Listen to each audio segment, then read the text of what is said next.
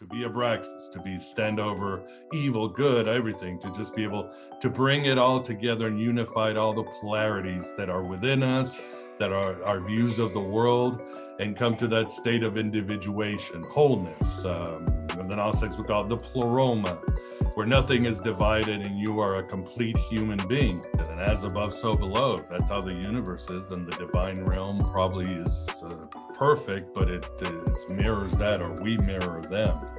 You have to get into the mindset that everything casts a shadow. It doesn't matter what it is. You are your own damn savior. We can't be looking outside for saviors and all.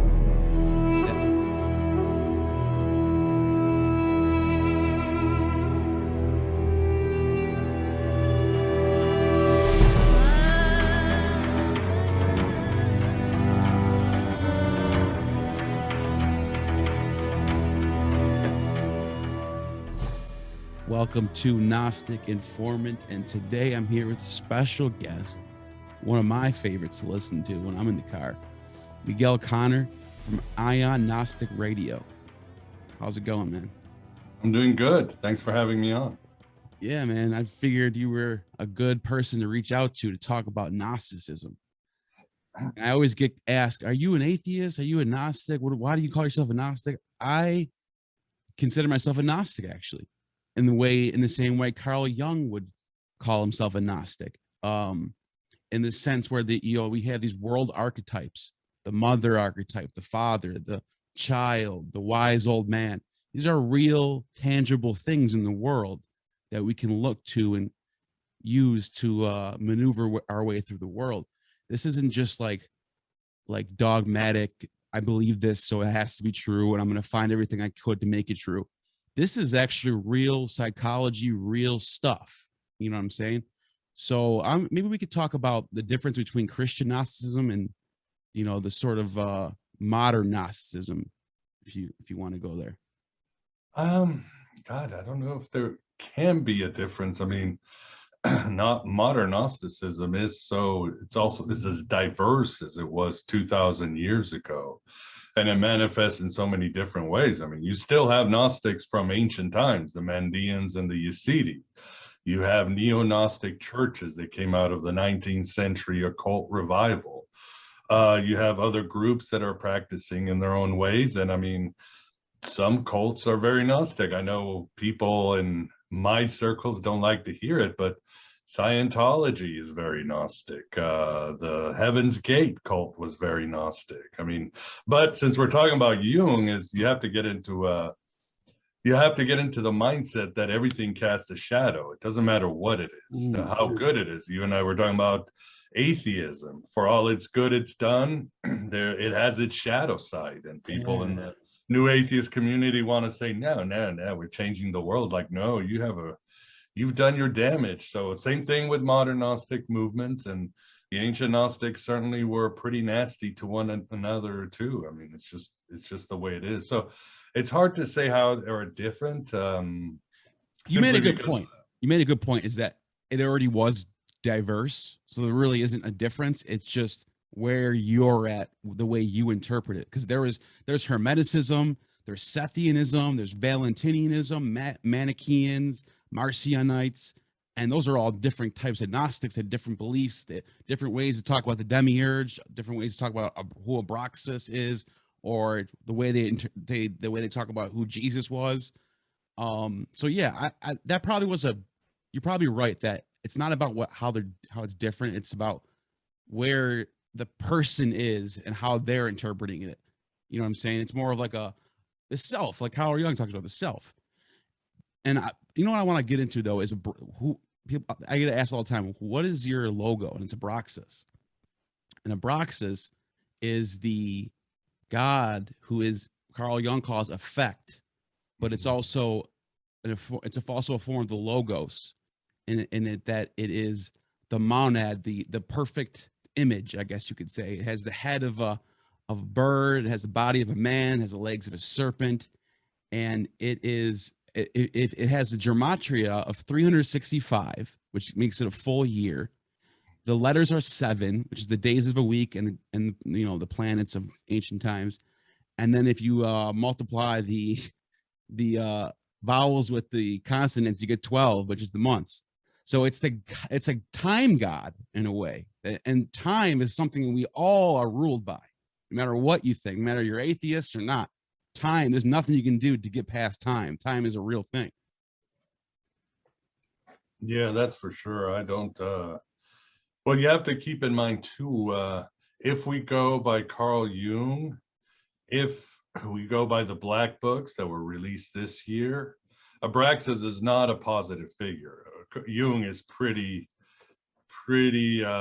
straightforward or vehement about this, because when you read the Seven Sermons of the Dead, which was his poem that he put out that he says was channeled by Basilides, which is in history the first time we hear about Abraxas.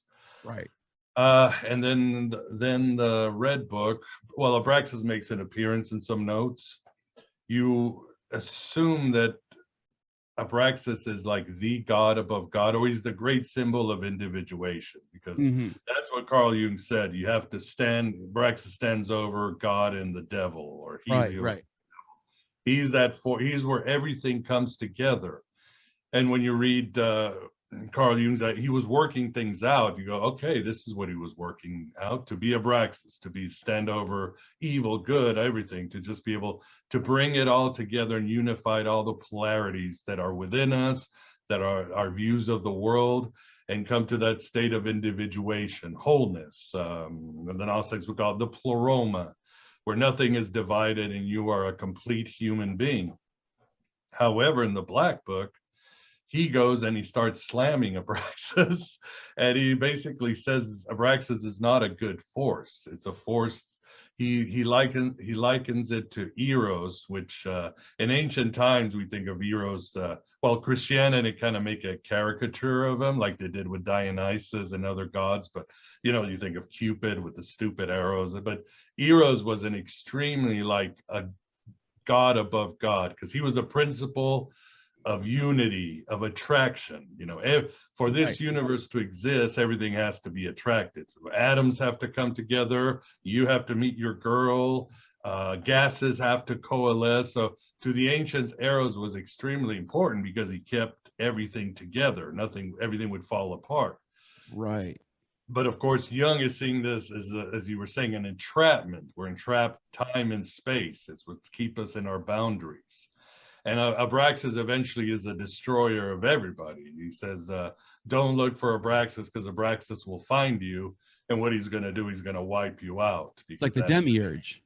Yeah, or even worse than the demiurge, because this is a principle of the entire universe. The demiurge makes the rules, he sets the law, but Abraxas is the actual force. Wow, yeah, the effect, and he says the only way to avoid Abraxas, this is in the Black Book, is to you have to be crucified in the middle. In other words, you've got to be in that bardo, that place where nothing can touch you, and be like Jesus. You are in the middle of everything. You're calm, you're silent, and that way Abraxas will leave you alone and you can find an escape. And he talks about how Phanes is the true God, or more like Abraxas in the Seven Sermons of the Dead. And Phanes was a powerful god that the cult of Orpheus worshipped, and also some of associated with Mithras, the god of contracts and a solar. So interesting developments in the drama of Abraxas. But again, this is Carl Jung. This is what Jung is saying. This does not mean that's what the ancients thought. Yeah. Unfortunately, we have very little on Abraxas from ancient times. It's like Baphomet. When you think about Baphomet, really captures the imagination of occultists and Christian fundamentalists. He's like, whatever you say, he's pretty popular. The Church of Satan, that's their their stature symbol. But there's very little on Baphomet. And as a guest, Steve D, Chaos Magician, said on my show, he's an unfinished god. We're discovering this god together, and he's fascinated us. He's captured our imagination in the esoterica and also in fundamentalist circles. But there's still much to know, and Jung was trying to discover who this Abraxas was. I don't know if you listened to Sam Tripoli, but Oh, he's yeah, become yeah. obsessed. He's obsessed with Abraxas. His new logo has him with Abraxas with the snake legs and all that. So Oh once man, he I didn't captures know your that. imagination, Now we have the same logo now. I didn't know that. well, he has his own head, not just the chick. Oh, okay, okay, all right. That's good. I like Sam Tripoli. He's pretty funny. Yeah, he's great. Um, I just like people with personalities like that who are just they stay in their own league and they are honest and like they're fun to listen to and talk to. Even if I don't agree with people like that, they're just entertaining and good people to be around. But I noticed I was digging into some of the history of this philosophy, and it actually goes back to the Pythagoreans, maybe even before that. But I know the Pythagoreans had a form of gnosis. They called it gnosis, where it was the monad, which is one, the unity, splits into two, like a cell does, and becomes the decad. And then a decad, which is two, can procreate and make three. And then once you get to three, you can make any number you want, which is the actually is what the golden ratio is. The golden ratio being 1, 2, 3, 5, 8, 13, and so on. You add the number before the number you're at. So 1 plus 2 is 3, 3 plus 2 is 5, 5 plus 3 is 8, and you just keep going. And what it does, if you graph it on a piece of paper, it's a spiral that matches all life, like plants, the Milky Way, the way our brains are designed, like all types of weird, like DNA strands. It's really wild stuff to see. This sort of thing I'm describing, it actually is like a representation of how life actually goes about in the world, in the universe. So it's just like it lines up with science a little bit. It's not just hocus pocus. We're just like hoping this is all true. There's actually some real things, real scientific stuff behind this. And Pythagoras, we all know Pythagoras. Pythagorean theorem is still used today in most mathematics, like trigonometry and math like that. You know what I mean? So this isn't just like someone wrote it down, some priest wrote it down one day, and we're just hoping it's true. There's like real substance here that we're actually looking at. Yeah, for sure. I mean, Pythagoras and those cats certainly believed, geometry was holy. To enter Plato's academy, I think you needed to know geometry and music and something else. It was a very important. They saw, the music of the spheres, the way the universe was divided, was holy. Which was the Orphic, which is part of the Orphic mysteries. Because Orphic always had his what is that lute? Always had his lute with them, and it was like you said, there was the sound of vibration was like some sort of magical divine thing in the Orphic mysteries. Yeah, it made up the whole universe. This is what these ancient mystics certainly believed in. And as above, so below. If that's how the universe is, then the divine realm probably is perfect, but it mirrors that, or we mirror them.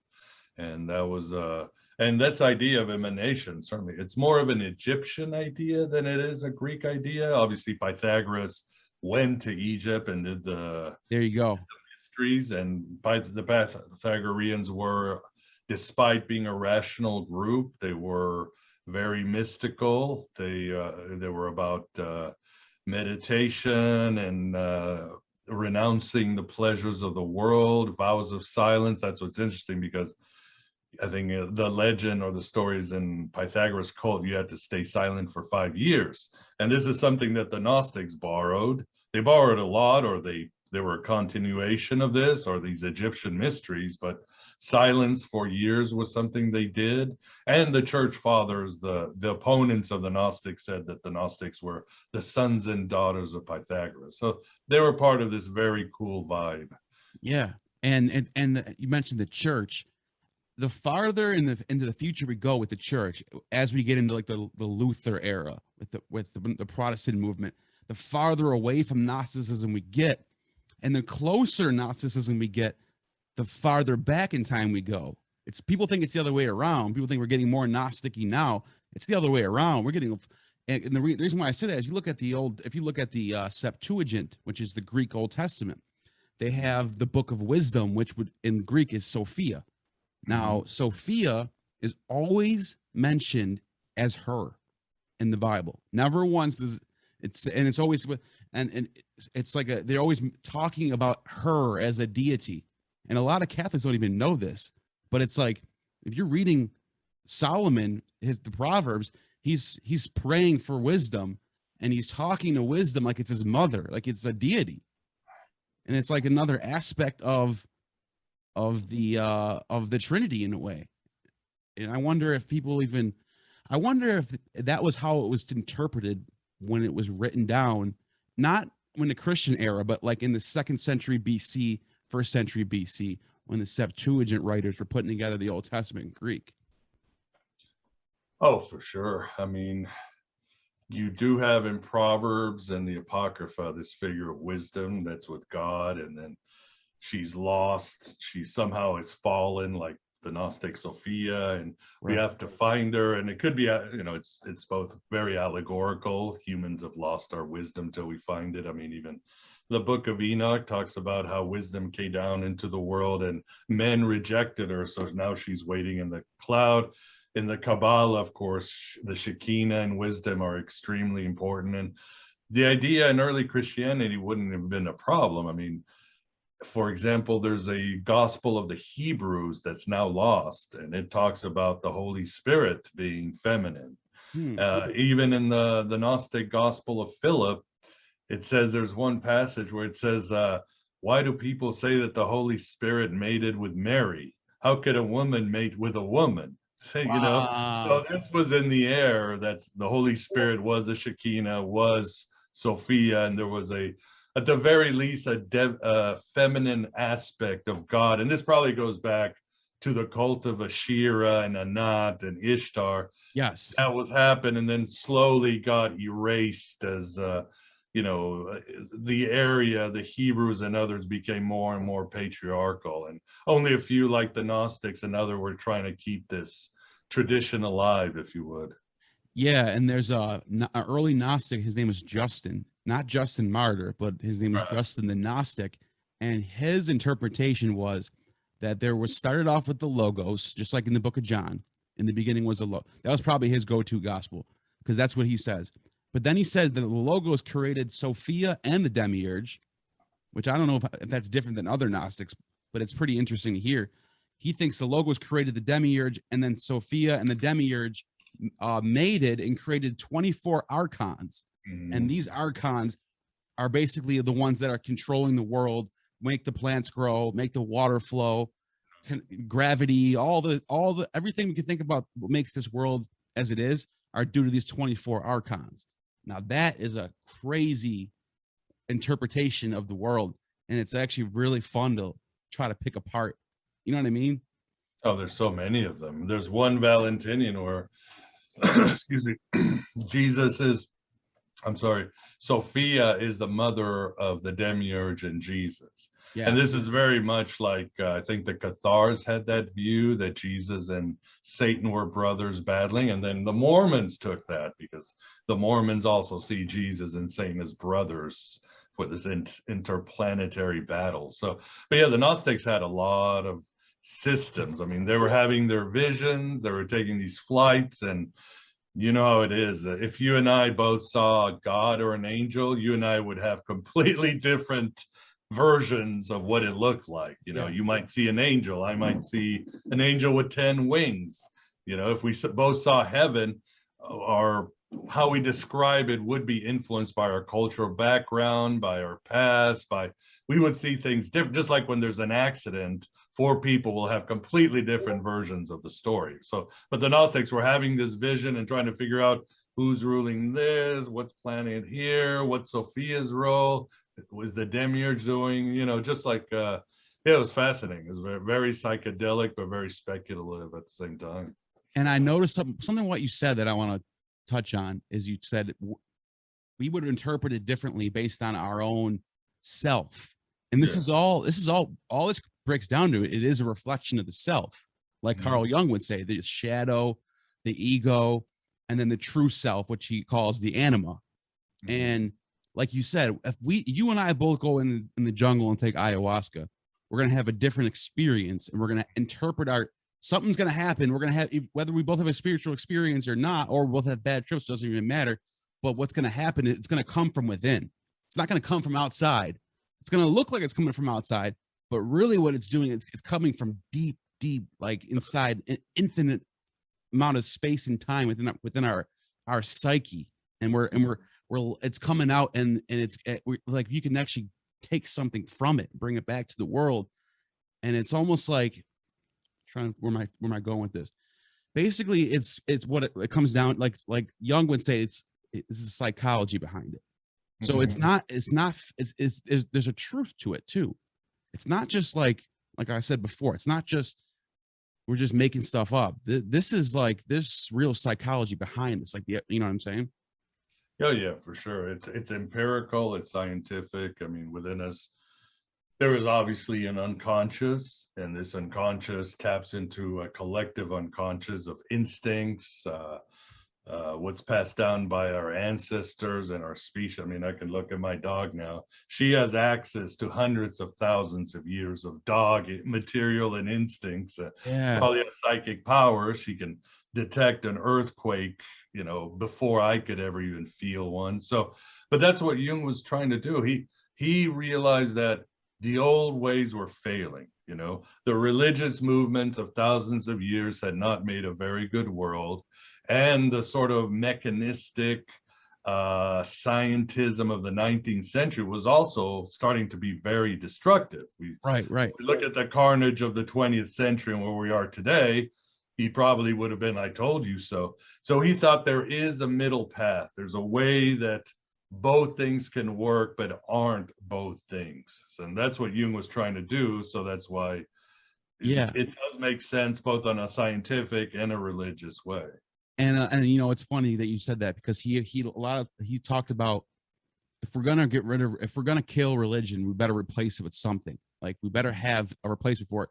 And even Nietzsche, every atheist knows that Nietzsche said God is dead in the books. Thus spoke Zarathustra. But what they don't talk about is that he was talking about the Superman, the rope being human is a rope to the Superman. So he had a replacement philosophy for it, which was the perfect ideal human. And he would ask in the book, Zarathustra asked the people he's talking to, and what are you doing to get to that Superman? Or are you just sitting there letting everyone else do the work for you? Are you contributing to that point, you know, to get to that point, basically? And Jung actually played off that, where he responded, he said, God is not dead, he's surely alive. When then that's when he proceeded to talk about what we already talked about with Abraxas and Helios. But he said the collective unconscious, right? So when we do things, when we contribute out to the world, like basically with the Superman thing, Jung's interpretation, sort of playing off that, would be the collective unconscious. Everything we do has an effect, a ripple effect, and we're all in this universe, in this world, trying to do things, and we're affecting the reality around us, either in a good way or in a bad way. And if you're not aware of that, you don't know if you're affecting the world in a bad way or affecting the world in a good way. Or like you said, the 20th century came around and it was a scientific era, but what did it lead to? It led to hydrogen bombs being dropped on cities, millions of deaths, communism, 200 million people slaughtered. Yeah, mass surveillance on the world. It's just, and it's still happening today. It's really actually the environment. I mean, we lost the plot. We lost it. And that's what I'm saying. Where's the purpose anymore? What are we even strive? If our goal is to go to space and have a breakaway civilization, why? What's the point? What do we do? What's the purpose anymore? Yeah, and you would say that, you fools, you look inward. That's where the universe is. That's where the treasure is. That's where God is. That's where the moon is. It's the inner journey that humans have forgotten. That's what we were talking about, people like Pythagorean and Plato and the Gnostics, who could take these journeys and create world-changing philosophies and art, because they knew that it's an inner journey. I mean, when Plotinus is talking about seeing the one, he's saying you go inward. When the Merkabah Jews, the ones that took those flights to the throne of God, They never say we went up on the chariot of Ezekiel. They say we went down. The Gnostics are talking, go inward, my son. That's where it is. And that's what we've lost the plot. And it's the hardest thing to go inward. I mean, who wants to? Because you got to face a whole bunch of shit first, the whole idea. It's, what Joseph Campbell says in these mystery religions is you go down into Hades to face the dragon. The dragon is you. It's your ego, your fears, your conditioning, your trauma. All of us have been traumatized by something, and you face that. But then when you do that, you come out with the treasure. And not everybody comes out, though. Some people get killed by it. Some people, they can't even face it. They lose that battle. So it's ugly. Yeah. I don't know if, you can reject it and then just go back to where you were. Cypher in the Matrix. You just take a blue pill, you reverse everything, you get even more materialistic. So I'm glad you brought up that Matrix thing, because that is that's a good way to look at it, because ignorance is, like, everyone knows, ignorance is bliss. I mean, there's always that mentality, just kind of go with the flow, take what's in front of me and not think about what this is, or maybe just join a church and just listen to my pastor, and maybe that works for some people. We've been told. I mean, even the Gospel of Philip says ignorance is the mother of all sins. It's not what we humans, that's not our natural state of being. Let's put it that way. We are meant to explore and go inward, create, innovate, find our purpose. The sheep mentality is not how it is. And again, we look at civilization. When we let ourselves be led by some madman or dictator or ideology, a lot of people end up dying, and a lot of the land ends up being destroyed. It's just I wonder, and almost, you talk about going inward and not going outward. I almost wonder if a lot of these ancients were messing with like ayahuasca. I mean, you talk about the Vedas says the soma juice. You almost wonder if that's some sort of psychedelic. I wonder, and like Terence McKenna talks about, I did a video about this too, talks about the stoned ape theory, where that's a great one. Where apes got out of had to get out of the jungle and look for different foods and started eating mushrooms. Yeah. I wouldn't be surprised, but I mean, there is evidence in the mystery religions. They talk about drinking something called a kykeon. Some have assumed that's the soma. There are even in one Gnostic ritual, by Marcus the magician, the Valentinian, he says, I think Hippolytus is the one. No, Irenaeus is talking about it, and he says he takes out the wine, he puts some herbs, it bubbles, he passes it around, and people immediately go on to an altered state. So there's a lot of there's a lot of berries and fruits and special concoctions that are detailed in some of the Gnostic Gospels, as well as the other religions. So I wouldn't be surprised there was mind-altering substance. That was the whole point, right? But you want to alter your mind. Of course, everybody's different. I mean, you can meditate, you can do alchemy, you can do ceremonial magic, you can go on 2-hour jogging and alter your mind. Some people, it's just all you need is headphones and the right music. So it's different for everybody how you want to get there. I mean, but psychedelics are kind of a great shortcut, but there are dangers involved, right?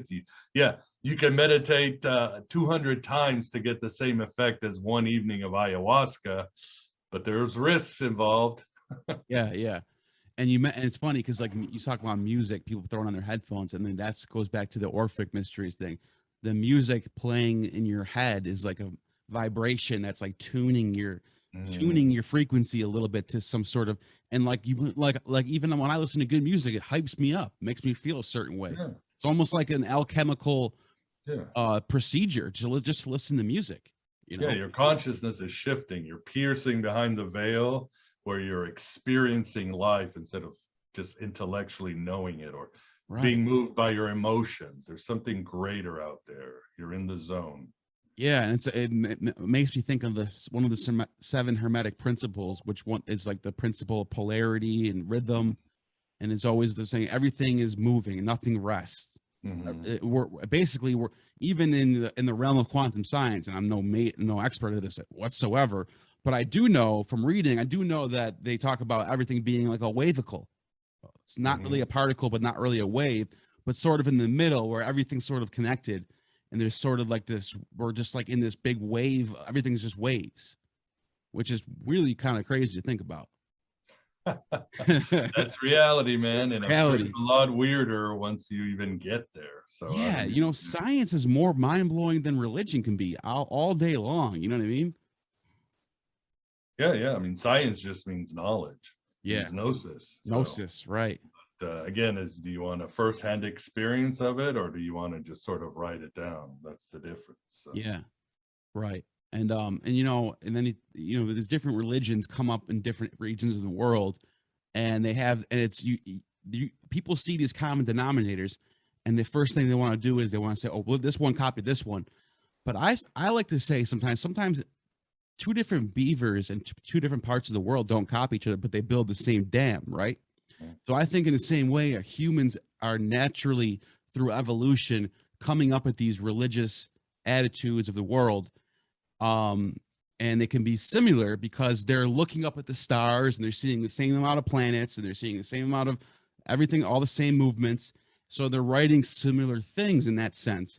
And we were talking about them, and I just thought about this actually. We were talking about the monad splitting into two, becoming a decad. And there's actually a verse in the Tao Te Ching about the yin and the yang splitting. And it says 1 becomes 2, 2 becomes 3, and 3 becomes the world, or something along those lines. But like that was what Pythagoras was saying, and I highly doubt that Lao Tzu was copying Pythagoras or other way around. I just think this is deep gnosis. They're both in a way Gnostics in their own way. I think not. Yeah, it's just, I mean, it's pretty logical how you see the world. There are those who want to explore the world. There are those who will see the world and say, this is a simulation. There's got to be a better reality.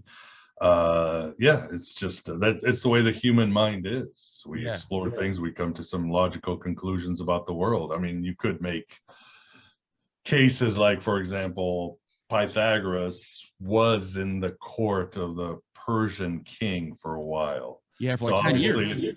Yeah, so therefore he would have been accessible to some of the wisdom of the East, because Persia was like the metropolitan enlightened culture at the time that had libraries and universities. So you never know. I mean, we're all speculating here. None of us really know, but or you could have, so he might have heard some Buddhist ideas, or he could have maybe left some ideas and it got to Buddhists. We don't know. I mean, we know that there were Buddhist priests in Alexandria in 300 BC. So who was influencing who or telling who what was going on, we don't know. So, and another part of that of forgotten history basically is the Mithras. The Mithras they were very metropolitan in their philosophy and their religion. Is like you could see aspects of the East and aspects of the West and Mithraism. And so that was sort of like carrying the torch on both sides to each other. And I think that was one of the ways that these ideas spread throughout the world. But Mithras is a fascinating god. Yeah, he did start, I think, as an Hindu god, became a Persian god, the god of contracts, who kind of kept Ahriman and Ahura Mazda from destroying, like Abraxas, Jung's Abraxas, kind of was on top, like, hey guys, let's get along so the universe doesn't destroy it. And then the Romans turned it into this sort of solar hero savior. So fascinating god. And I'm sure the god I talked about, Phanes, he's been associated with Mithras, the god Aeon. So weird god that's probably still around today. I don't know if you follow well, this is both Chris knows and Jason Reza Giordani. But for example, our Statue of Liberty is not the goddess Liberta. It's Mithras. It's Mithras. Right. So that's first, the guy, she looks like a dude. If you look at those features are pretty manly, Austin Powers. Well, it's a man, baby. And not only that, Mithra was very effeminate. Like he didn't have like a big thick beard. He was very, shaven looking. He sort of had like the Hindu god look, where he would, well, that actually makes sense. That's where he came from.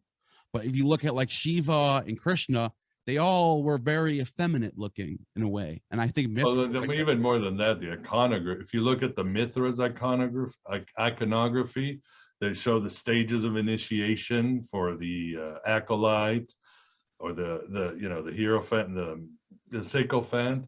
But one of the stages of initiation was the sun beams out, and you hold the book and you have a torch raised. So it's like straight out of Mithras. So, yeah.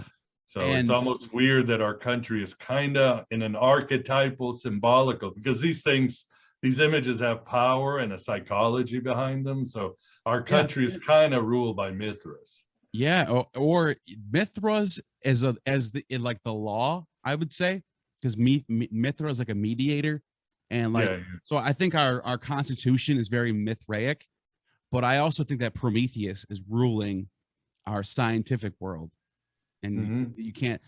Prometheus is the most alive god on the planet right now, because it's everyone is, whether you like it or not, you're worshiping Prometheus by being on your computer, by lighting your fire at your in your living room. This is Promethean, you know what I mean? And that's the future. And it's, I'm just flipping through Prometheism right now. I'm still finishing it by Giorgiani. We were just talking to that dude. He is just on another level of intellect that I wish I could get to one day, but I don't know if I ever could. You just either born with it or you're not, dude.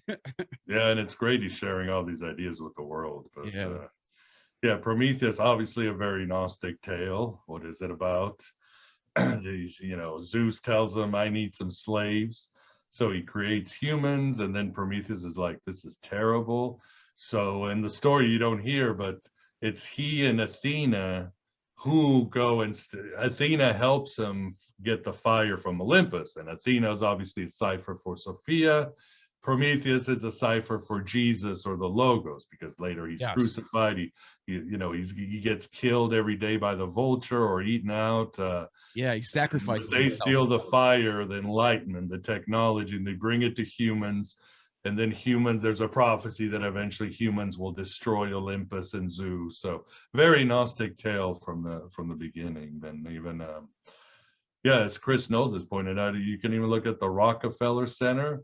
There's that statue, it's Prometheus, but it's more Mithras because it has Prometheus coming out of a rock. He's like sideways on a rock. So yeah, that's fascinating. And another thing I love about Gnosticism is that it tends to equate deities with each other, and it doesn't even, sometimes I don't even realize it, but paganism does this.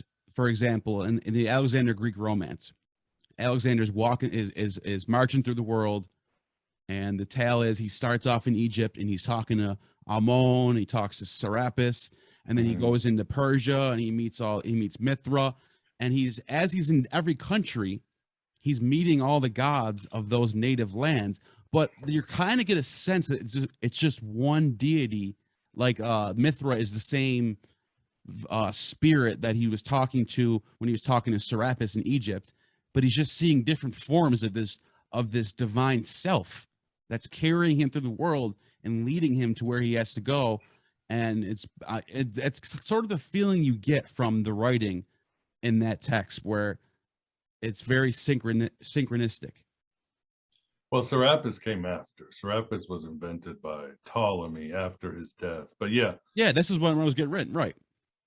Yeah, what he did was obviously shrink the world. He was building libraries, getting everybody together.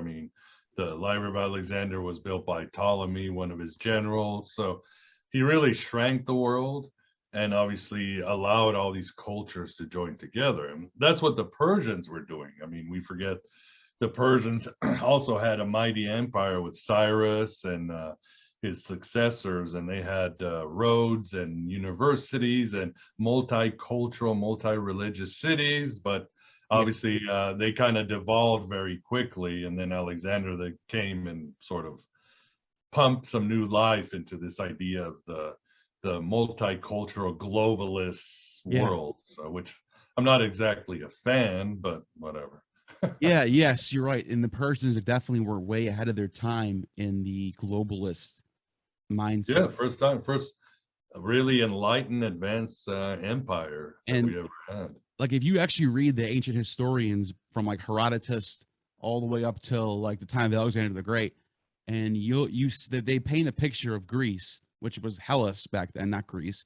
But they paint a picture of Hellas as there's people who are pro Persia, like right now in the United States, you got these pro UN, like they don't care about America. Like, oh, they think people who are pro America are a bunch of idiot conservatives. Like, oh, like the same mindset, the same mindset you had back then, where Athens was divided in half.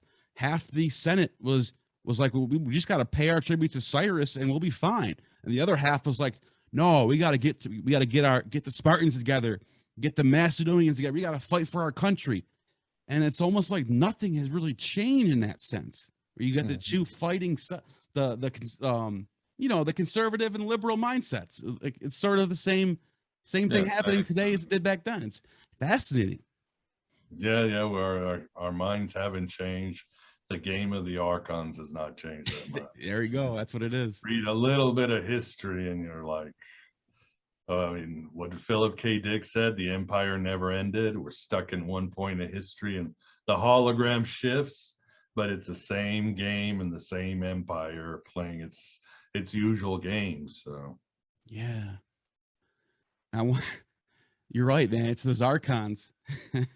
It's a real thing. It's a real concept. Like there are forces. I mean, it talks about that in the I think it's Romans, where it talks about the principalities and powers, and this is like there's a real. He uses the word archons whenever we in the Bible it's translated as rulers or princes, but the Greek it's archons. Archons, right? He's not talking about some guy in a castle down the road. He's talking about these angelic beings that are running the show. And it's like in the book of John, when he says the word, he's not talking about letters. He's talking about the logos. He's talking about a deity. And that gets mistranslated when it gets put into English. And I think a lot of the context gets taken off when it gets translated from Greek down to English. For example, in Revelation is very, very pagan. People don't realize that it's talking about Hades and Poseidon giving up their dead. Now, if you read it in English, it says the sea gave up its dead. Then the dead gave up its dead. You're like, what does that mean? And then some versions do have Hades. Some versions give away the plot. Yeah, it's like some versions. Hey, anybody notice there's a Greek god in the middle of this Christian? This guy's he's on the wrong set. He's in the wrong movie. And set. The funny part about it is King James only Christians, the American, like the super Baptist, they'll say that's a wrong translation. Look, they have a pagan god in there. They don't even realize that that's what originally was written down.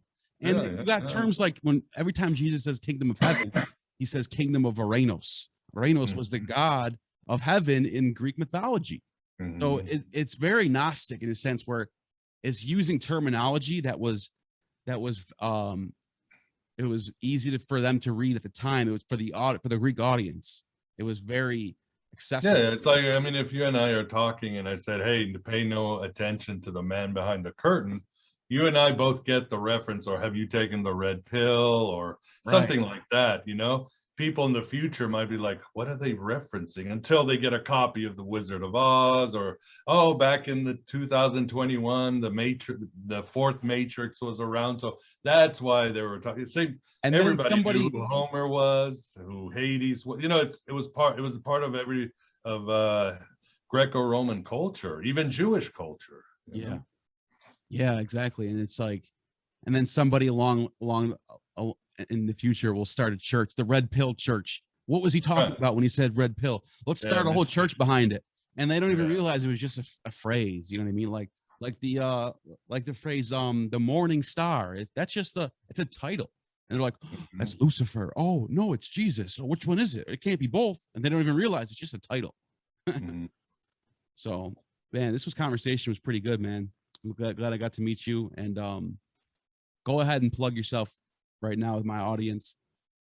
You got Awesome. Well, my website is thegodabovegod.com, which kind of should not surprise anybody if you know about Gnosticism. But either if you don't remember, type in AeonByte, AeonByte, and it'll come out, and you'll find my website. And I've got the podcast, books, articles, social media, videos, links to recommended reading, all the stuff to get you on your way if you're interested in knowing about Gnosticism or Hermeticism and all that good stuff.